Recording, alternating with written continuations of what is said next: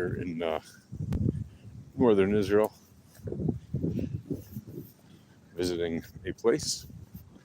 If you know, you know. Do you know where that is? Let's see if any of you geolocators can find where it is that I happen to be. And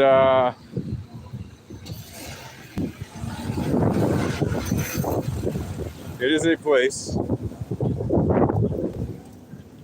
where we remember those who have given all. A place of sacrifice, of remembering sacrifice, and victims of wars, especially soldiers, specifically for soldiers. It's a soldiers' memorial. Unfortunately, Israel has lost a number of people in practically every town, city in its country. So you have memorials like that all over the country. Some large, some medium, and some small, but they all are effectively the same thing. They are memorials to those who have fallen in war, or as victims of terrorism or other armed conflict situations throughout the course of the history of this country. And pretty much every town has one. It's kind of sad, and the list grows in many places practically every year. And I know people will tell me, oh, Palestinians have lost more people over the wars. I remind you that when Israel was a brand new state, again reestablished after 1900 or so years, in 1948, it was the underdog by far, and more than 1% of the entire population lost their lives in that war that lasted about a year. A little less, from 1948 to 1949. 1% of the entire population of a brand new state. There were like some 600,000 Israelis back then, and more than 6,000 people lost their lives. And you could say, oh, that's nothing compared to the 45,000 Palestinians who died in Gaza in the last year. Okay. True. The 45,000 Palestinians in Gaza were out of a population of 2.2 million. And of them, probably at least half were Hamas terrorists. And of the other half, apart from the victims, who all for some reason seem to be women and children, there are no victims who were ever, and reporters, there are no victims who were ever anything other than women and children, no other adults, right? No men, all just women and children. But yeah, of those remaining, half, probably, or so, of the victims of that war, and they are victims of the war. Every death is a tragedy. Of the remaining 20,000 or so people who've died in Gaza over the last year, apart from the men and women and children that were not terrorists, a large number of them were also regular people that just died of disease or infirmary or, being in for old age, which is another thing that they don't count or tabulate, right? That everyone dies because of the occupation. Everyone's cause of death is the occupation. No, the cause of death is lack of oxygen to the brain. That's what kills every single human being, if you want to get general about it. Okay? But specifically, many people die, even in a place like Gaza, of old age and being infirm and being sick, and being convalescent for a long time, or living in hospice or whatever, right? They die of disease and complications from disease just like everybody else, especially in Gaza, where you have a hospital system that is seriously weakened by all of the war going on. And the reason it's weakened is because the Hamas refuses to surrender. Because even though they've been kinetically destroyed, they still refuse to surrender. So they keep fighting with whatever they have. And they're apparently going to keep fighting until every last one of them has been sent to meet their 72 Virginians up in heaven. That's right, Virginians. And remember, we're talking about a population of 2.2 million compared to the population of 600,000. So, and in the Israeli War of Independence, the 6,000 plus people who died were not people who died from disease and just, I'm talking about victims of the war, right? Soldiers who got killed in combat and civilians who died as a result of combat related things, right? People who got caught up in battles accidentally, stray bullets, or they were targeted, because terrorism is the way that the Arabs have been fighting against the Jews in Israel and against the Arabs who are Israeli as well since before the beginning of the state. Right? Since before 1948, Arabs were shooting and killing other Arabs who were friendly with the Jews. Let's not forget that. Right? And so, yes, I am in fact putting the fault on the Arab side in this war. Also, the population in Gaza being 2.2 million people. Remember, it was 200,000 people in 1948. It has grown more than 10x, like 11x, since 1948. And it continues to grow. In fact, while there may or may not have been 40,000 or 45,000 people who died during the last year in Gaza, there have been more than 60,000 births registered. So for every death, there's been 1.25 births. So, and that's, again, since the last year and 4 months. Let's just say they're telling the truth, which they're definitely not, but let's say they are. 60,000 births have been reported. But by their own numbers, again. So if you believe their numbers on one side, why wouldn't you believe it on the other side, right? If you believe when they say 45,000 are dead, why wouldn't you believe when they say 60,000 are born? It's in their interest to inflate their numbers on the births because money, right? They get more aid per person every year based on how many people live there. So it's in their interest to say more people are alive there. And so when people say that Israel is committing a genocide in the West Bank or in Gaza, right? Let me ask you, what kind of genocide is it where every day the soldiers who are accused of committing the genocide, they don't get up, get dressed and say, hey, let's go kill some Palestinians. No, they go into combat zones to do a very difficult job, to find individuals who are accused of very specific crimes, and they engage them in kinetic battles. And yes, sometimes people are unfortunately caught up in that, which is absolutely terrible and devastating and tragic on every level. But it does not make it a genocide. Those people are killed in what is known as friendly fire, or if they're killed by their own side, or they're victims of war, period. It doesn't matter who kills them when they get killed by Israelis or Hamas or anybody, right? And the U.S. says, oh, Israel, isn't committing a genocide, because they're not. But they say, but they are killing an unacceptably high number of people. Sorry, what is an acceptably high number of people? Because the last time I checked, the civilian to terrorist death ratio is almost 1-to-1, right? I'll be generous to say it's 2-to-1. Generous to the Palestinian side. So we'll just generous to the Palestinian side. It's 2 civilians killed for every 1 terrorist killed. Do you realize that there is no other urban combat zone in history where that number has been that low ever? Right? The U.S., when they attacked various cities in Iraq, had kill ratios of 12 to 1, 20 to 1, 9 to 1. The most effective battles ever were 3 to 1 or 4 to 1. The most effective meaning the least damage done to innocent civilians.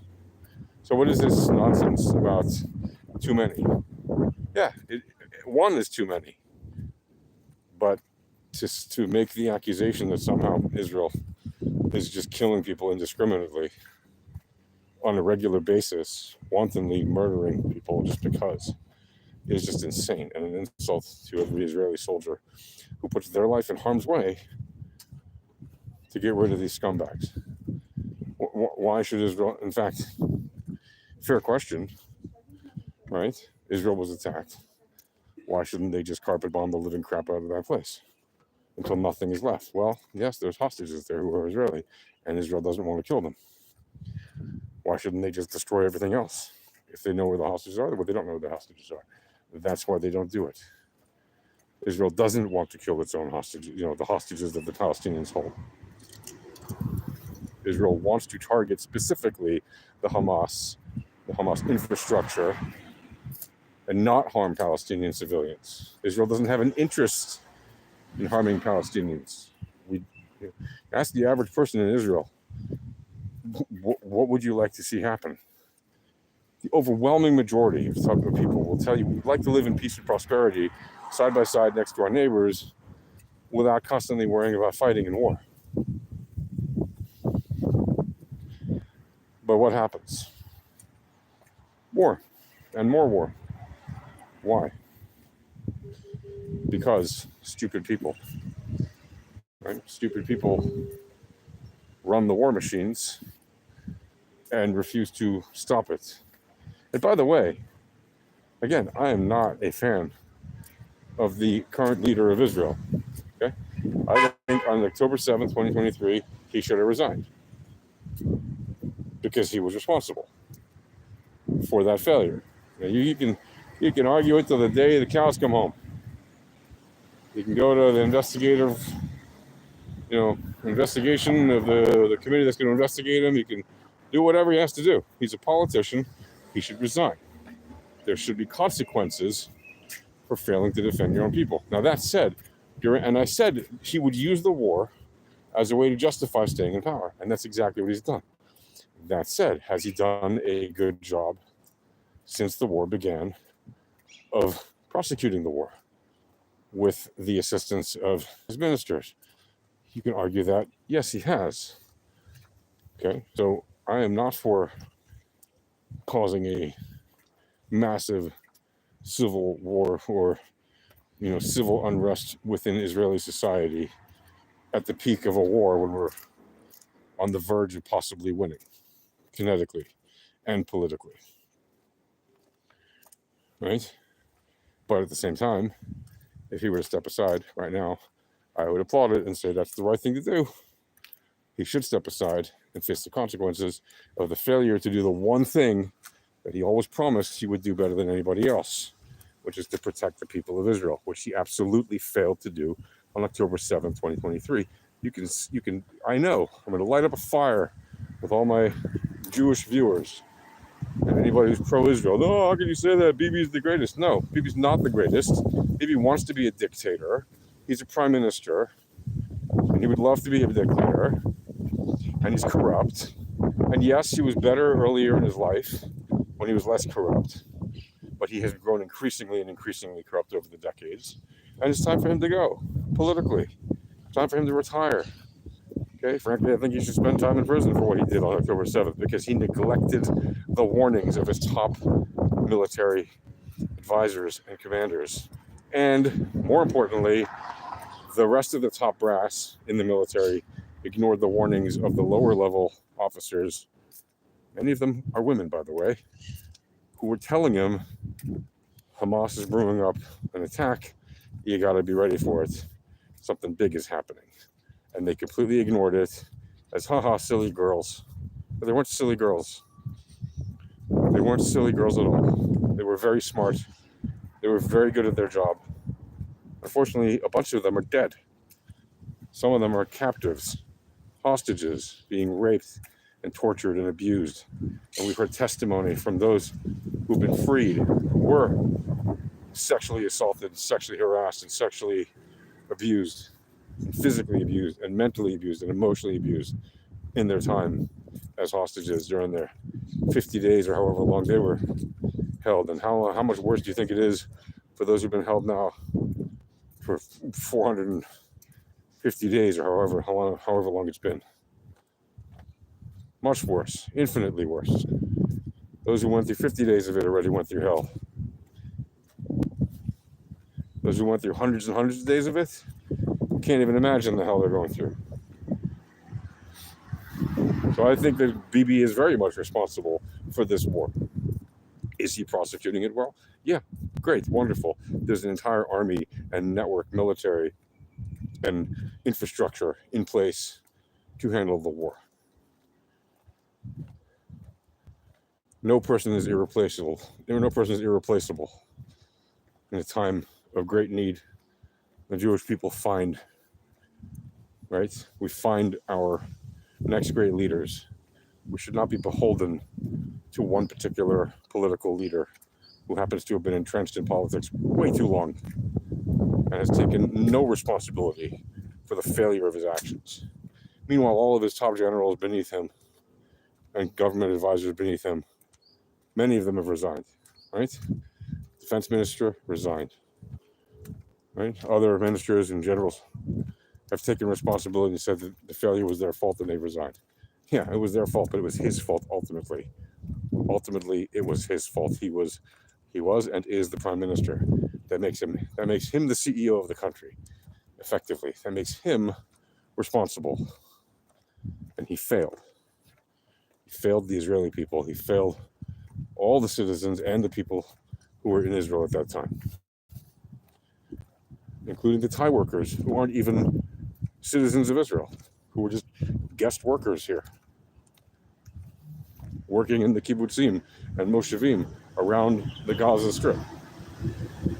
And they've been taken hostage. Some of them, most of them were released, but not all of them. Did you even know that there are people in Gaza right now who are not even Israeli? There are. And did you even know that there are 2 people in Gaza right now who've been held in captivity since 2014 and 2015? Literally since 10 and 11 years. Right? 2 Arab Israelis wandered into Gaza for whatever reason back then, and they were captured, and they've been held by Hamas, and Israel has not gotten them out. It's been 11 years. 10 years. The one who's been there the least amount of time. It's unacceptable. And then Palestinians say, well, Israel keeps hostages in its prisons. No, Israel keeps prisoners in its prisons, and it keeps administrative detainees, and they have full rights, and they have visits from their family and their friends, all right? And they have conjugal visits from their spouses. And people can only be kept in administrative detention for so long before the courts intervene and say you have to either charge them and try them or release them. Just like in the US. And yes, sometimes it takes too long. But they still have the rights, and they still have lawyers fighting for them. And they don't just disappear into nowhere. And if you know anything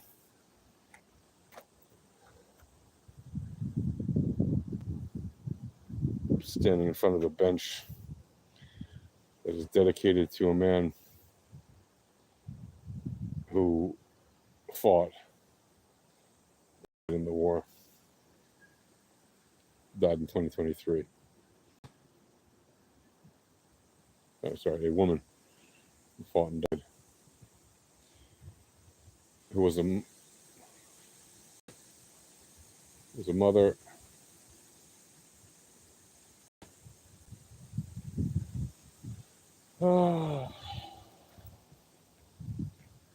and she was loved, and people dedicated to her, and that one just stopped. So Israel keeps detentive, administrative detainees, and they keep prisoners, And they keep the accused in jail or prison until they are tried and convicted, right? If they are in fact criminal and violent and dangerous and cannot be released on parole or probation or whatever.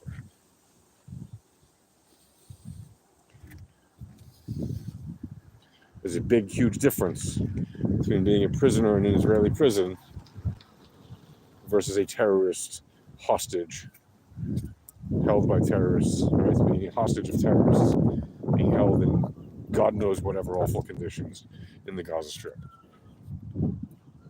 where you don't have 3 squares a day, you don't have visits from the Red Cross or the Magen David Dome, you don't have visits from the embassy, you don't have human rights, you don't have dignity, right? You're abused, you're treated like an object and worse, literally chattel for the pleasure of the disgusting and evil terrorists.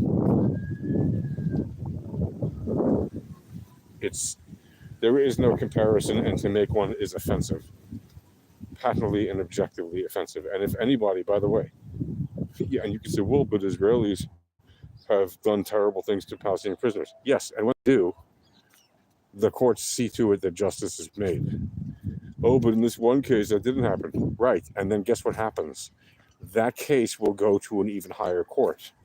There is a system of courts in Israel, just like there is in the United States. There are lower level courts, middle level courts, high level courts, and there's the high court, the Supreme Court.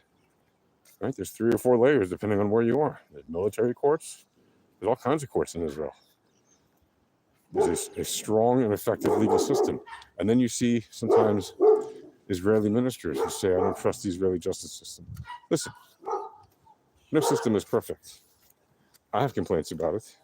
I have complaints about many justice systems around the world.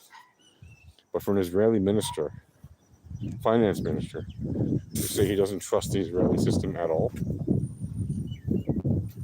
right, is Minister Smotrich, who is part of the far-right extremists, who frankly should not be in government, but he is, because that's how this democracy works. And I have criticized this country, and I've said many times, it's not a real democracy, but it is the most democratic country in the region. It's not fully democratic because we elect people based on party lists. So the parties really decide who gets to be in the government, not the people. The people just get to vote for the parties. To me, that's not the real democracy.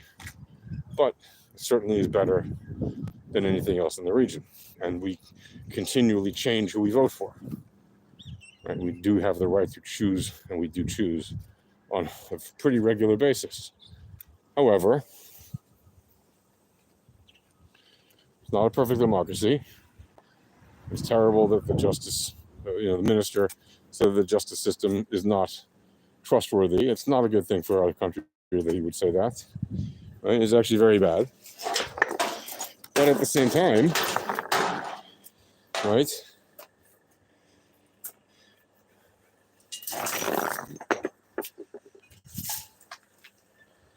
When a minister says that, he harms the national integrity of our legal system. But at the same time, we do have such a system to begin with, to criticize. Where is the justice system among the Palestinian people?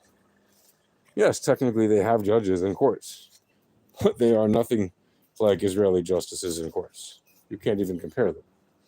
To compare them is an insult to lawyers and law and justice. When your justices and courts, like in Gaza, are literally run by terrorists or people who support their actions, it's not exactly a justice system.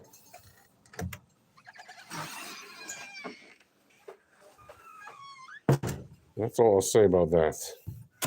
And also I wanted to touch upon the issue of we don't invade our allies. Right? Wars are not fought between allies. And I'm talking to you, people who support this insane notion of America invading Greenland or Canada or Panama. It's crazy. You have to realize why it's being said. Canada and Greenland have minerals that the United States wants.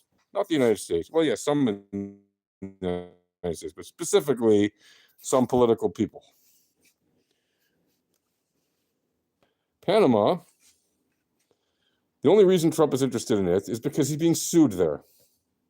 If he wasn't being sued in Panama, he would not care one iota about Panama at all. You wouldn't hear the name Panama. Did you hear the name Panama the last time he was president? No. Did you hear the name Greenland last time he was president? Yeah, and what happened? He was laughed at by Denmark. Greenland is a part of Denmark, right? If the United States were to invade a NATO ally, that would be in direct contravention of the entire NATO raison d'etre, the reason of its existence. So for President-elect Trump to even say, first of all, the fact that he's even engaging in foreign affairs when he's not even the president is illegal. He's been doing it, and the Biden administration has been cooperating with him to do it. But it is illegal. Okay? There is a law against it. People who are not presidents or deputized by the president to do it are not allowed to negotiate with foreign powers or even discuss with foreign powers the international affairs to discuss things like treaties or wars or other things like that. It's very specific. He is in violation of the law. Now, do I think anything should be done about it? I'm not a constitutional lawyer. But if I was somebody on the other side of his political aisle, and I'm not, I'm independent, and I think all the politicians are corrupt, him and all the other ones on the other side of the political aisle, on both sides and all levels, and in all countries. Very, very few politicians are actually honest. Yes, there are some exceptions, but they are extremely far and few in between, right? So if I was a constitutional lawyer, I would probably be looking into it, if not doing something about it. But the Justice Department in America is a joke. Right? Look how they dragged their feet the last 4 years and did nothing about his alleged crimes. Right? One case they brought to justice. And even that, the judge didn't deliver the justice. He let it slide. Which again, it doesn't matter if I agree with the conviction or not. It was a conviction by a jury of his peers. It wasn't like a judge was politically influenced and said, I find you guilty. No, a jury of his peers found him guilty on 34 counts of fraud. Okay? And that was a state court that had nothing to do with the Justice Department. The Justice Department has been dragging their feet on all of the cases against him. And because of that, he will literally get away with the greatest political crimes in American political history in the last 100 or last 50 years for sure. Now, again, it doesn't matter if I like Trump or not. There's some things Trump has done that I think are great, wonderful. They really are. There's some things I think that he's done that I think are terrible. There really are. It doesn't matter if I like him or not. It doesn't matter if I voted for him or not, once or twice or never. It doesn't matter. It doesn't matter if I like Biden or not. It doesn't matter if I like Kamala Harris or not. It doesn't matter. What it shows is there is a law for one set of people and a law for another set of people. And if you have the money to afford enough fancy lawyers, they can drag the system out to nothing. The system is not impervious.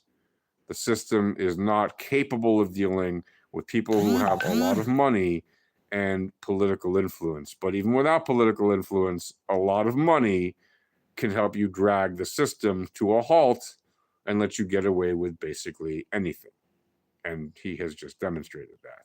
And that's not a criticism of Trump, by the way. I'm not criticizing Trump for that. I'm criticizing the system for saying years ago, we have all these charges and we're going to bring this man to justice, and then not doing anything about it, but still dragging on the suit. If they had nothing on him, if they didn't think it should be coming to justice, to be going through courts, then why did they bring it to the forefront and keep it there for so long? They should have dropped the charges years ago. That I'm not anti-Trump when I say that. They should have dropped the information, the charges years ago, if they had nothing on him, if they had nothing to prosecute him on. Oh no, it was too slow, the system. Merrick Garland has a lot to answer for in life, and he never will. He caused this. He caused the delays. He caused the failure to deliver the justice he promised that he had to do, which means if he didn't have the justice to deliver, he should have dropped the charges years ago. And when they brought in that special prosecutor guy,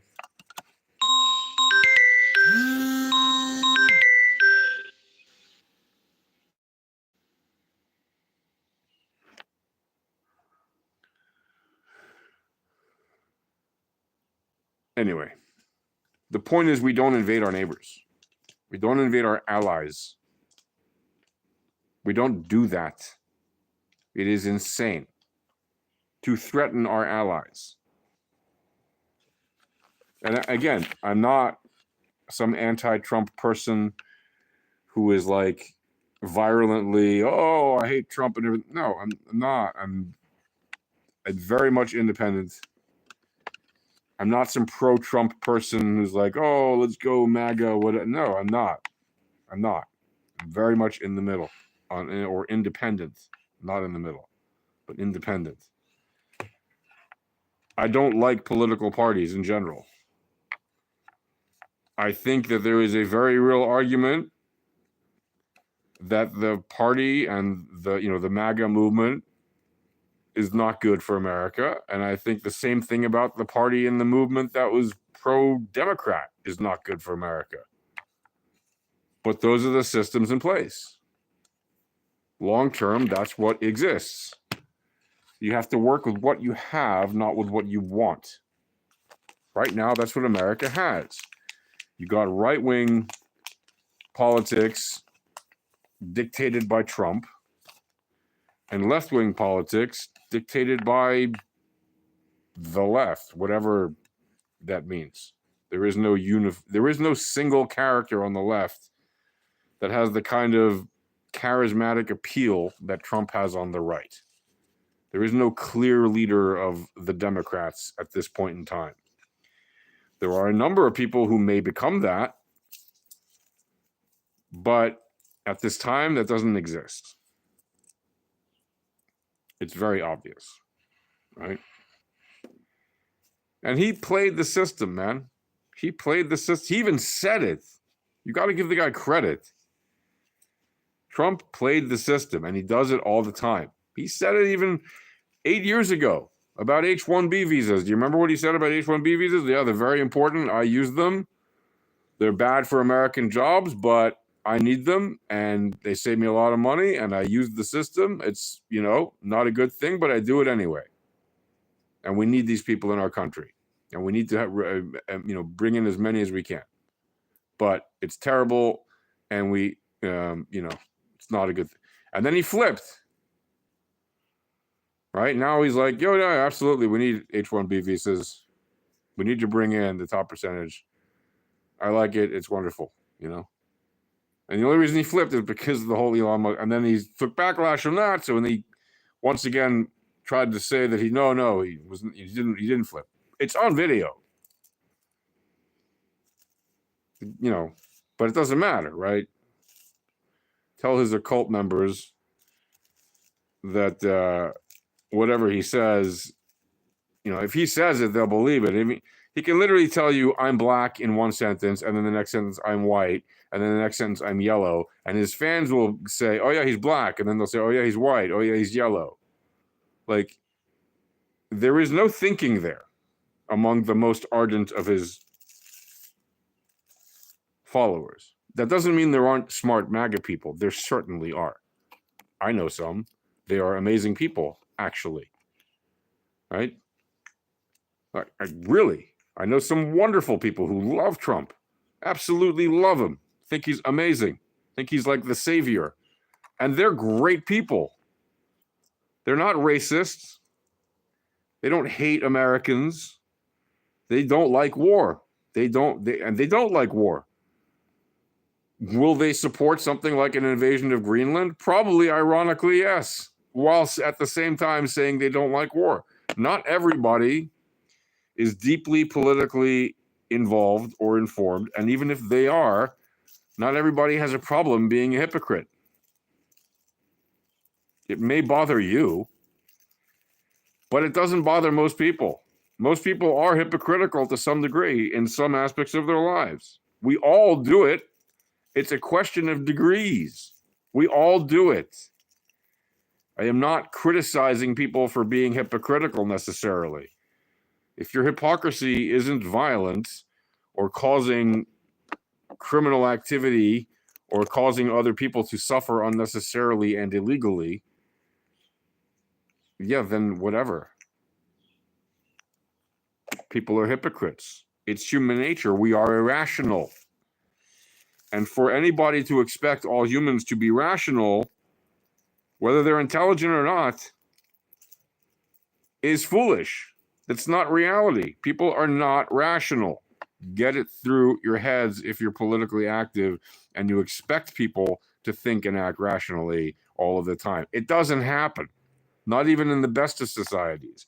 There will always be some irrational fool. There will always be some people who are otherwise very rational, who act irrationally on occasion and make a mess of things. It happens everywhere all the time. In some places, it happens to be worse than others because it happens to be culturally endemic, because for a very long time, that is how the culture operates. You can see that very clearly in cultures where human rights basically don't exist. You can see that very clearly in cultures where men and women are not equal at all. At all. And I don't just mean the right to choose or whatever. I mean, like, where women literally don't have the right to, I don't know, leave their house without a man that they're related to, right? Or drive. There are still societies where women are not allowed to drive. Did you know that? It's not like Saudi Arabia and Iran were the last holdouts. I bet you didn't know that. There are still societies where women are not allowed out of their house without a man. Did you know that? Yemen, talking to you and your crazy Houthis. Even before the Houthis, 25 years ago, and still today, women in Yemen don't have any rights.